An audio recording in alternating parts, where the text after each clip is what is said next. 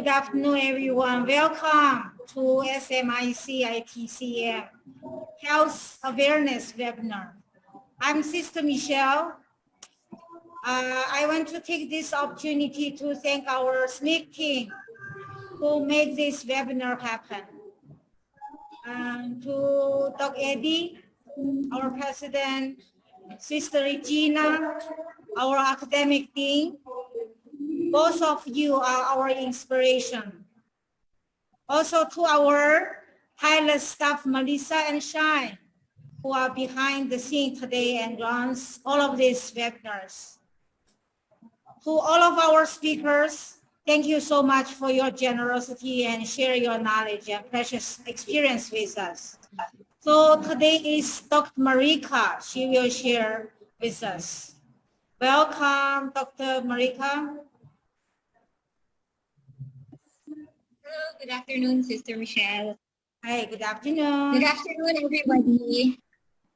Sister, are they all your students or they're non-students? Yeah, I have teaching clinic now. I see. The participants are not students of SMIC? Most of them, they are having classes. I see. Yeah, they are. Okay, good afternoon, everyone. Is it okay if I share my slides?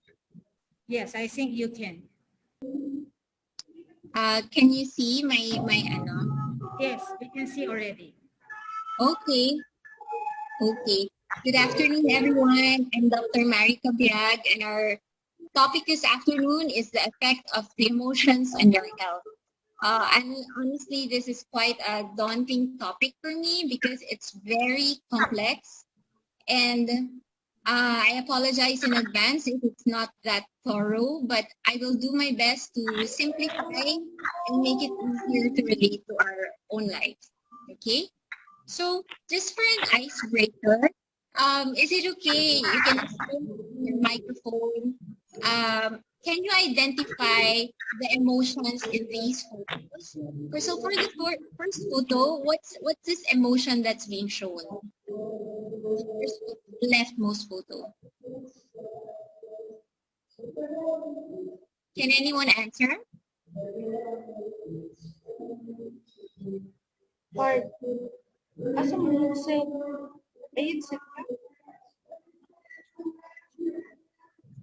Hello? I can see the comment section, so if anyone is there, I'm sorry, I can't read it right now.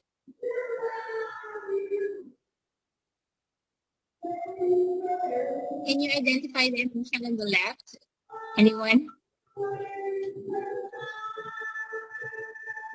Nobody? Nobody can identify the emotion. Sorry, I cannot hear it clearly. I see. You guys can't hear me clearly? There's something wrong with my connection. Hello? Very low connection here in Leyte. There's a background, Marika. Yeah, let's see. Can you identify the emotion in this one? Happiness? Yes, that's great. I think that's Peggy. I think I recognize Peggy's voice. I can't see, but I No, that's good. How about this one? What emotion can we see here? There's actually choices below. So it's anger, sadness, disgust, or happiness. So this one is, the guy looks, yeah, I'll answer it now. The guy looks sad, in case you can't identify it. And this one looks like he's angry, right? And this one looks like he's disgusted. Okay? So this slide, I'm just showing it to you to identify the emotions, because the amazing thing is that these human emotions are very basic. Apparently, they're universally recognizable. These researchers all agree he showed us that these emotions are actually universally recognizable when he did a study in Papua New Guinea, and he showed people who have never been exposed to the media, so they don't know if sadness looks like a frown, happiness looks like a smile, because it could have been suggested by what you saw on TV or stuff like that. So these are Aborigines, natives that haven't seen media in their entire lives, and they still identified the emotions correctly. So this is just to say that emotions are universal and they're actually responses in our body. They're responses that we don't have control over. Okay? They happen, and while they vary in duration, actually normally your emotions are not supposed to last for more than an hour. Okay? And if an emotion persists uninterrupted for an extended amount of time, it is most likely no longer just an emotion, but it could be a mood or a disorder. Okay? So moving on, our objectives for this afternoon is to discuss about emotions and their associated organs, to discuss about emotions and how they affect our health, and to explore ways on dealing with emotions and attaining good health. So I'm showing you again my first slide, the photo there, and telling you that emotions are normal. Let me begin by saying that experiencing emotions are normal. They are normal reactions when we are in contact with something exterior, like a memory or an object or an event. And these reactions are actually dependent on our individual tendencies. The reaction to something depends on your behavior, your disposition, your own nature, and your experiences prior to that emotion. Okay? The nature of the reaction actually tells whether the desire in the heart is turned toward the environment of life or towards what is in conflict with it, if it is in alignment with what you think it is. Okay? Now, sorry. So there's spam messaging. You can see my messages.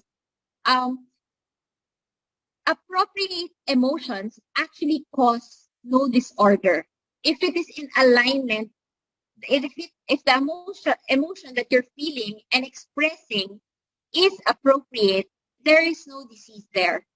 If the emotion is appropriate, aligned, and it also lasts for just a certain period of time, a short period of time, then that emotion is also normal. Okay?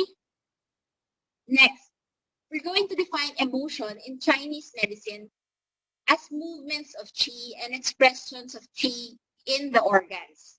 I'm not sure if you are all familiar with the organs in Chinese medicine, but there are 5 yin organs: the liver, the heart, the spleen, the kidney, and the lungs. So each of the organs is related to an emotion. And the emotion is an expression, as I said, of the qi in that organ. So you can see in this picture, anger is felt like a rushing, ascending tidal wave. That is the motion in the liver, from the liver, okay? Anger is associated with the liver, and anger is actually like a tidal wave rising. That's the motion of the qi in the liver. Now, fear, the emotion, the movement of the qi in the organ related, which is the kidney, causes the qi to move inward and downward. So these are just emotions, examples of the emotions, their related organs, and the movement of the qi related to them. We'll discuss this more in a bit. So now, what actually causes disease? In Chinese medicine, the pathogens or causes of disease can be internal or external.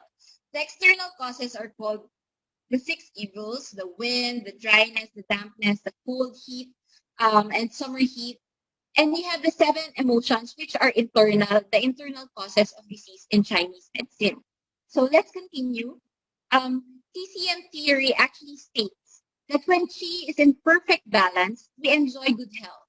However, with these internal and external factors, the internal factors being emotional factors, they can all create imbalances in qi.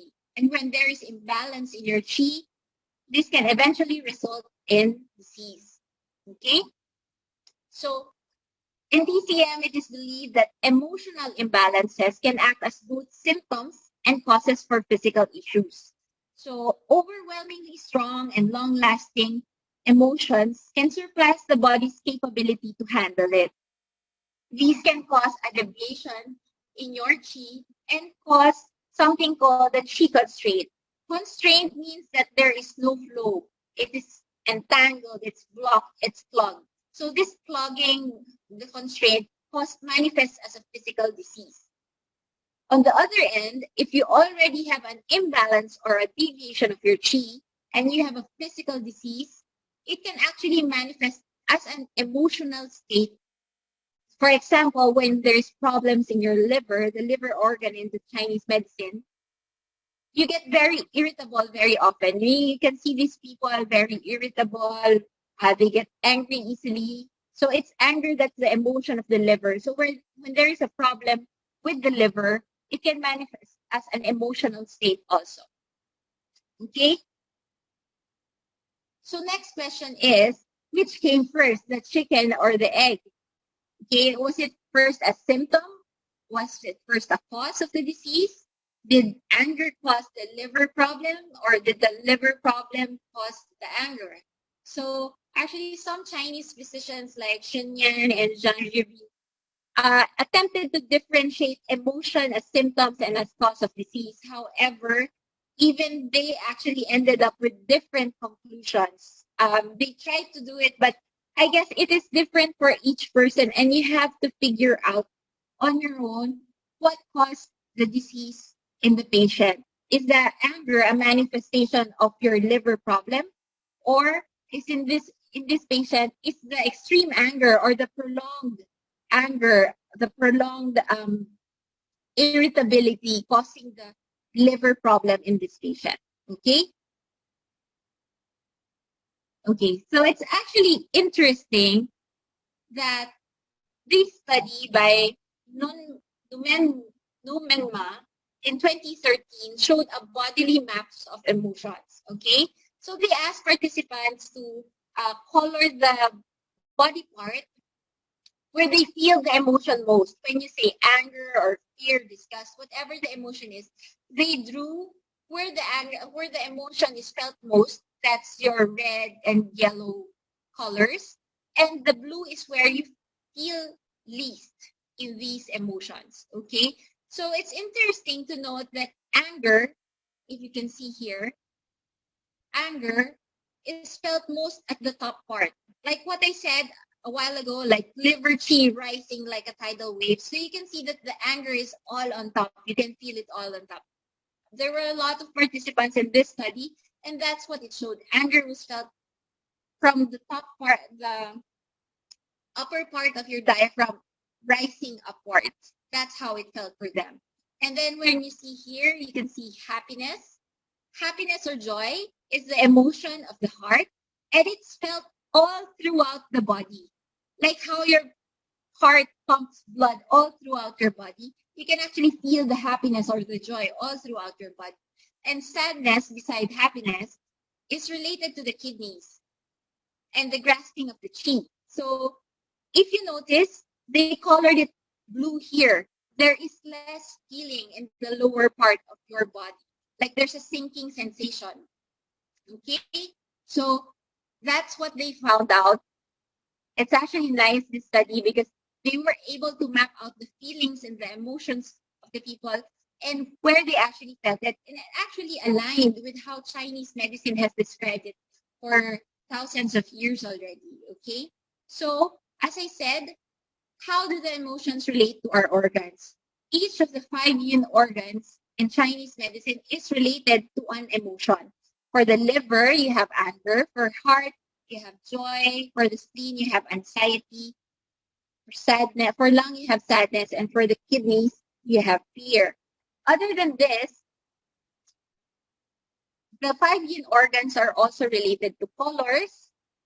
Green for liver, heart is red, spleen is yellow, white is for the lung, black or blue is for the for kidneys. And then you also have associated tastes for this. I'm mentioning these because later on I'll mention something about the organs and how you can nourish that organ or what foods can you avoid to avoid triggering that organ, okay? And also you can see that they have related tissues. You have your tendons, blood vessels, muscles, skin, and bone, okay? So just review that at your own time. I'm going to move on.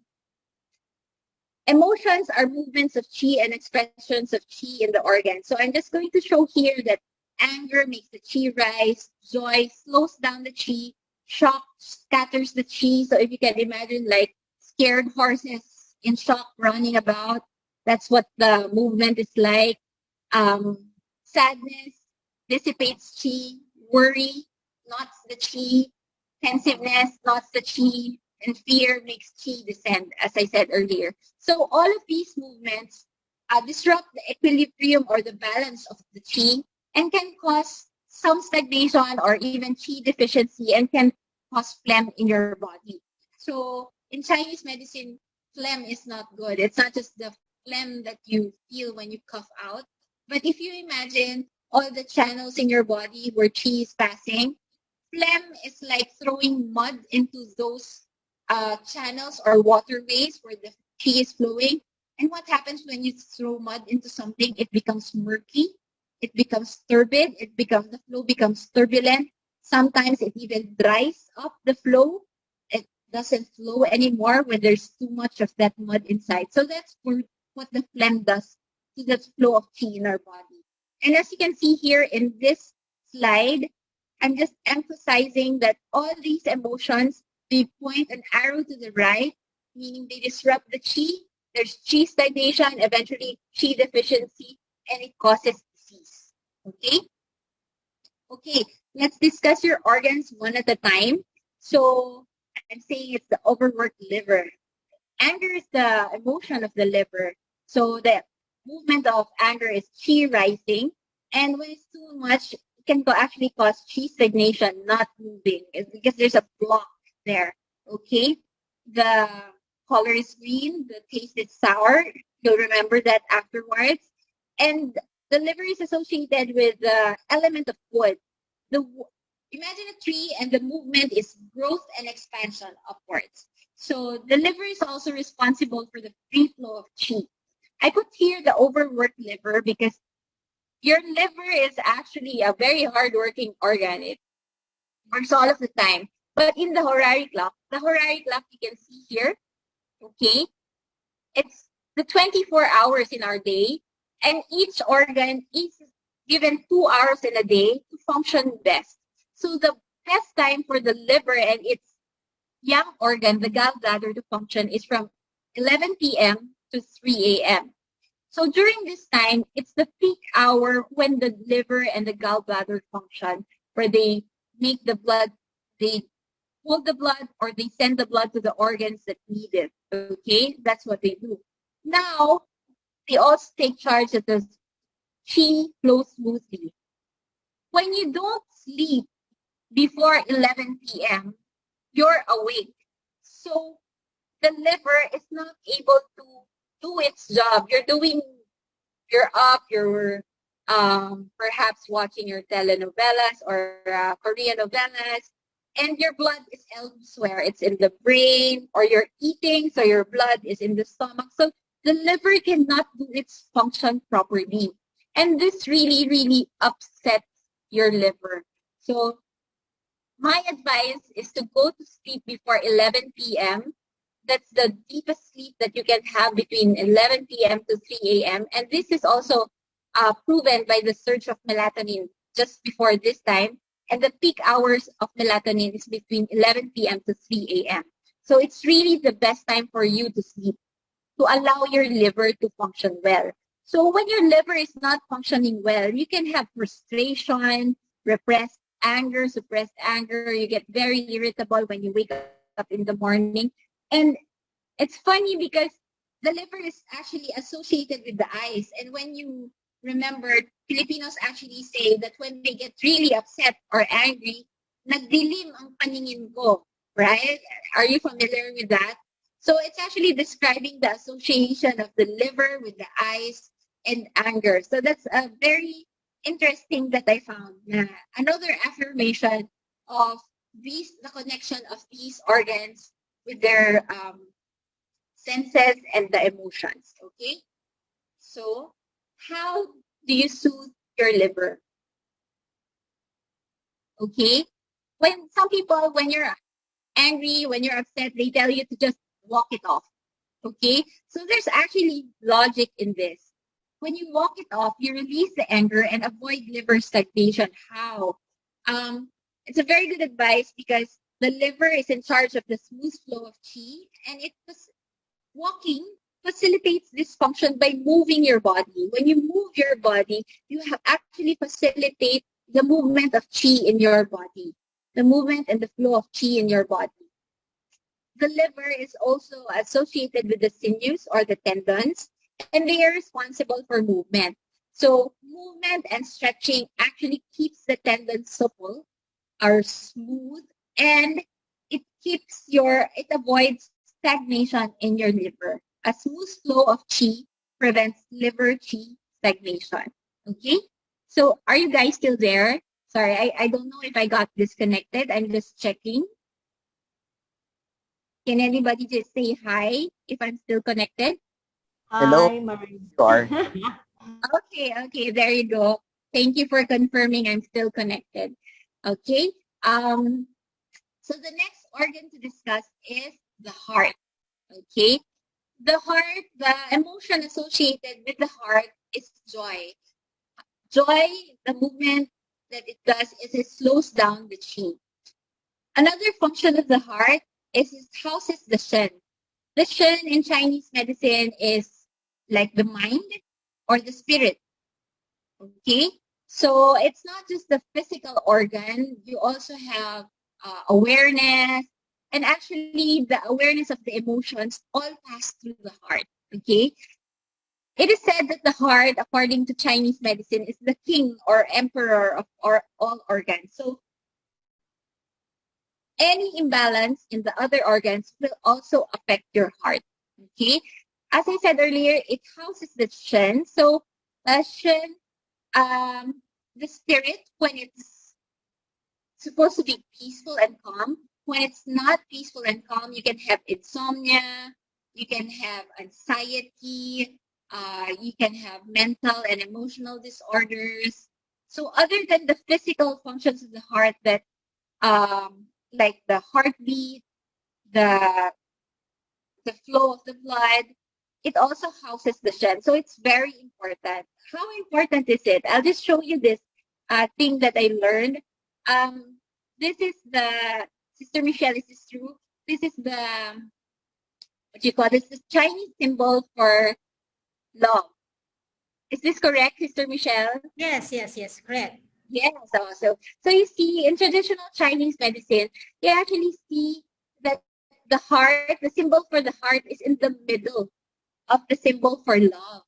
Okay, so it's all the emotions and feelings, they all originate, they actually pass through the heart because the heart has the awareness of all emotions.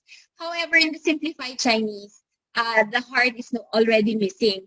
It actually, there's a poetic thing to this that they say that the modern people are now, heartless. They work more, they're more mental, there's less heart, they say. I know it's not true. It's just simplifying so that everybody will understand it easier and it's easier to write and everybody gets to understand it. But it's just like a poetic thing that before there was a heart in love and now in the modern love there's no more heart. Okay? It's just a funny thing that I learned. Anyway, this slide is just to emphasize that all emotions pass through the heart. Why? Because it is the heart that houses the mind or the shen, and then it's the mind that has the awareness. Okay, so the awareness of anger, of worry, of sadness, of joy, pensiveness, fear, and shock, they all pass through the heart. So any emotion that is very severe, that very intense, also affects your heart.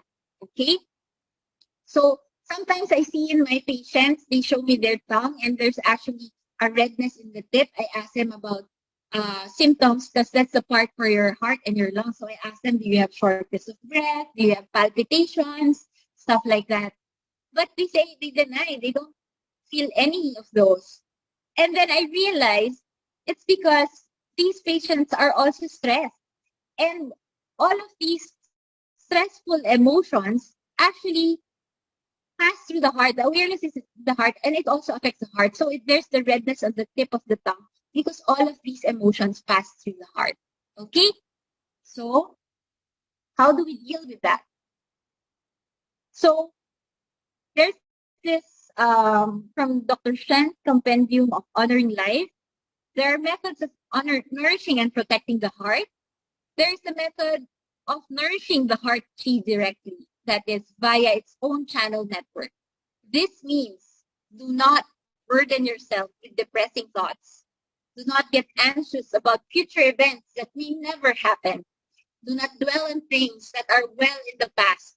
All of these emotions dissipate the brightness of the Shen or the spirit. If we overextend our heart, we will harm its chi. If this happens, the heart jing will also suffer damage, and the Shen consequently will lose its abode. So when they're, you know how people get so emotional that they say they lose their mind. This is it, because the heart houses the mind or the Shen. So people lose their minds when they are overwhelmed with their emotions. So it tells us not to burden ourselves, not to dwell in things that have happened or that are probably not going to happen. So do not dwell on this, to nourish the heart directly. Okay? Next, we have the spleen. The spleen is actually the organ for digestion. It's in charge for transformation and transportation.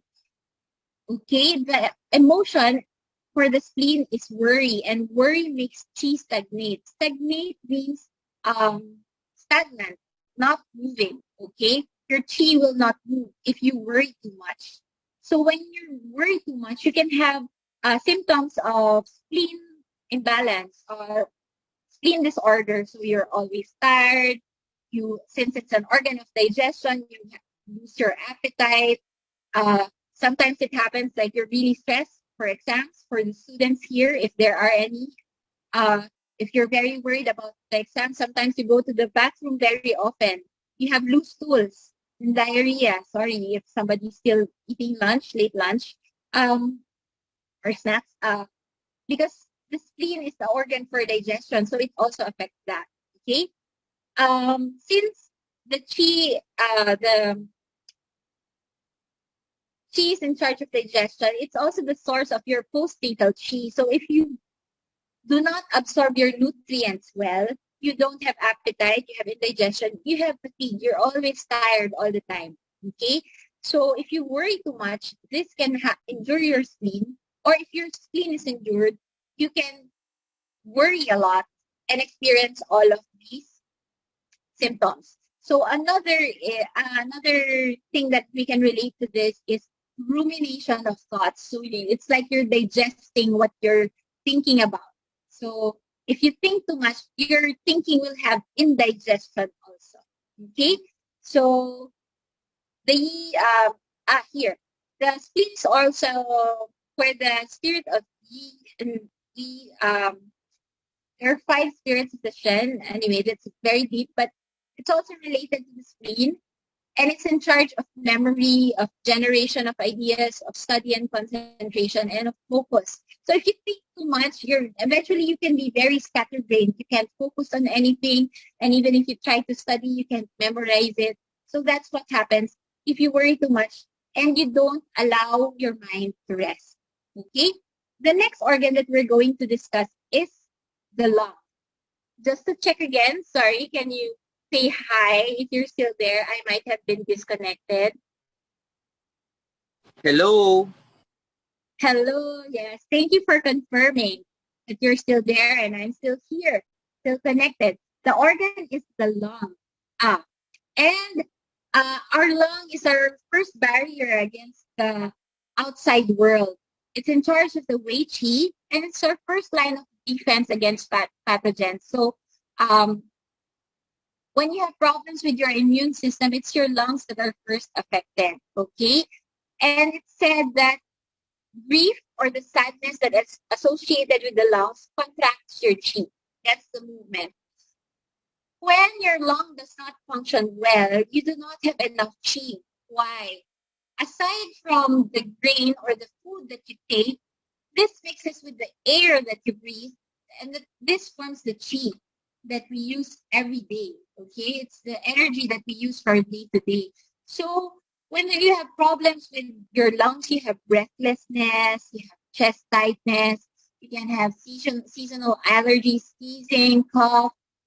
It's also in charge of the qi, the protective covering. So it's also related to the skin. So when you have problems with your lungs, you can have dry skin and low immunity. So the lungs are very important. Now, in relation to that, they say that the heart is the emperor, but the lung is the prime minister of all organs. So the lung is in charge of the day-to-day activities. The regulation of all rhythms stems from the lungs. What does this mean? So in relation to this relationship shows the influence of the rhythm of the breath on the rate of the heartbeat. So the emperor rules everything, but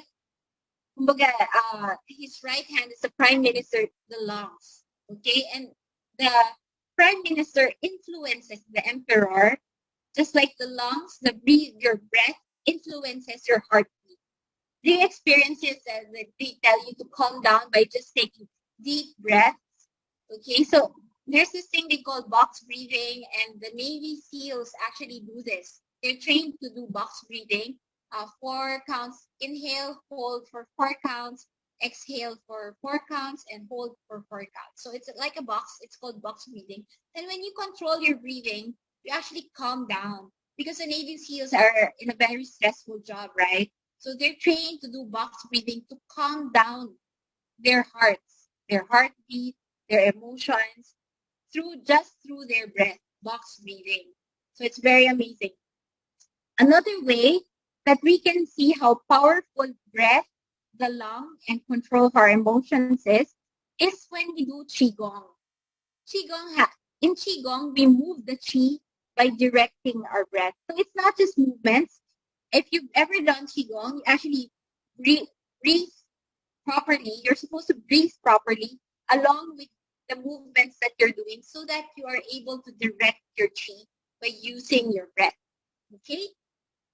So that's how you deal with your lungs. That's how you strengthen your lungs, through the breath. Okay? So next is the kidneys. The emotion related to the kidneys is fear.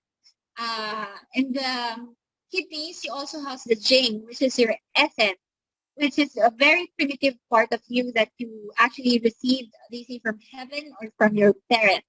You were born with this chi or a jing or essence, and it's a very primitive thing. So in children, they have a lot of jing and very little fear. They have lots of motivation to do things, and they do not fear anything. They have a lot of jing and very little fear. And you see that in kids, because as a child, you have a lot of jing, and as you grow as an adult, you have experiences that also drain this jing from your kidneys. Okay? Fear is actually not bad. As I said, emotions on their own are not harmful. It is only when they are prolonged or extreme or severe that they harm your organs. Fear is actually protective. It's like your survival instinct. You can perceive dangers when you feel fear. When they tell you to jump off a cliff, you feel fear. And it's normal because it's dangerous when you jump off some high, somewhere high. It's dangerous. So you feel the fear, and it's normal to feel the fear. So it's actually protective to feel fear. However, when fear is extreme, it can be pathologic, and it expresses itself in the kidneys, such as when you have bedwetting or nocturia. It can happen in children, or sometimes even in adults, or when you have incontinence, or you can control the release of your urine from the bladder. Diba? They show this even in the movies. They say, naiihi sa takot. So that's what you remember. The fear is related to the kidneys. Okay? So this is just a review. The heart is related. It says here depression and anxiety, but it's more of joy. Spleen is with worry. Lungs, sadness and grief. Kidneys, fear and fright.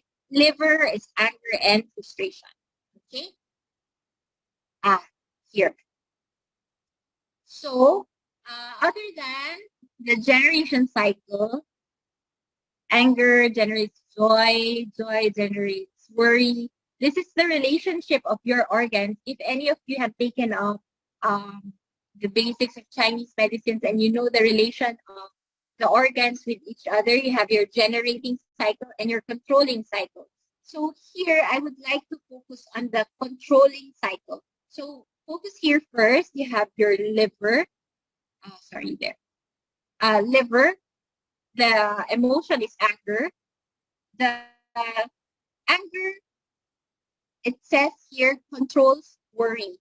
So anger is a very strong emotion that actually gives you a push forward. Okay. So when you're overthinking, it is controlled by this emotion, anger, which gives you a drive to get over the worry. Okay. Now, worry controls fear. So when you actually fear something, the worry, the thinking can help you contemplate and get over your fear. Let's say the example a while ago was jumping off somewhere. And you actually contemplate that, oh, look, I'm actually jumping off a place that isn't that high. And where I'm landing is actually a cushion. So it's not really that scary. So worry controls fear. Now, fear controls joy. So when we are too excited, when there's too much excitement, the fear, let's say you're about to embark on a new business and you're very, very excited and you want to invest already, the fear will control the joy and make you contemplate first, right? It will be your check and barrier so that you don't get overexcited without thinking about what you're about to do. Okay? And then you have joy controlling the grief. Like when you're really sad, you watch a happy video of a kitten dancing and then you're happy and it controls your grief. And grief controls anger. Okay? So next. Here, as I said a while ago, each organ is associated with a taste. So the general guidelines are that moderate consumption of food within a given taste will benefit the corresponding organs. Modifying the diet to benefit the organ or element associated. You're supposed to modify the diet to benefit the organ that has an emotional imbalance. Okay, so if you're overthinking, that's why you crave for sweets. But you should have it in moderation, and you're not supposed to have like refined carbohydrates. Other examples of sweets or yellow food that nourish the earth are your root crops, your yellow kamote. That's also sweet and related to the earth. So it's very nourishing for your spleen. So for bitter, you have your heart, salty, your kidney, sour for your liver, and pungent for the lungs. Okay? Next, for the controlling cycle, if the liver is deficient, you should avoid spicy foods. What are spicy foods? The pungent foods. You can see there.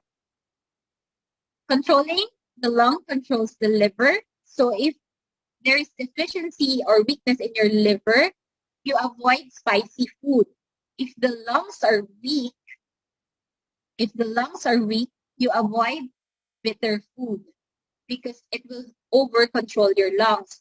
If the spleen and the stomach are weak, avoid sour foods here. Sorry, if it's moving too much. If the heart is sick, avoid your salty foods. And if the kidneys are deficient, you should avoid sweet foods. Okay? So again, this is just to emphasize how your emotions can cause disease. This is from Mashosha. Other than emotions, you have your diet and overexertion or fatigue that consumes your chi. And all of these can cause organ disharmony, Zangfu disharmony, also yin-yang disharmony. When there is disharmony or imbalance, your organs do not function well. This is just the slide that I'm trying to show you to emphasize these disorders. The lung cannot send, the spleen cannot transport and transform. There is no free flow of qi from the liver. The heart does not transport blood and fluids. So all of these can cause phlegm, stagnation, and actually all of these are just basically causes of disease. It becomes a pathogenic factor. Pathogen means the cause of disease. Okay? So to close my lecture, I'd just like to share with you a patient that was treated starting 11 years ago. He's a 44-year-old male who is obese and loves to go on a food trip. Okay, so he was being treated for obesity and fatty liver.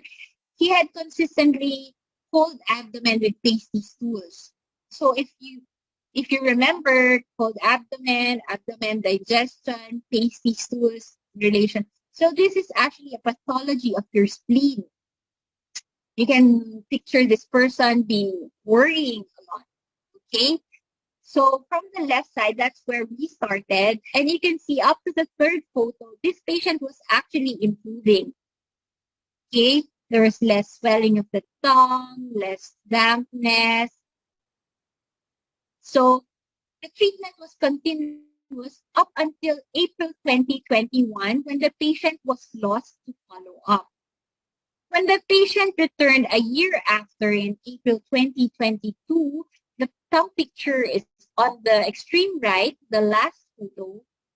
He was noted to have weight loss and an abdominal ultrasound showed a colonic mass. Okay, so in Chinese medicine, I kept showing you phlegm, right?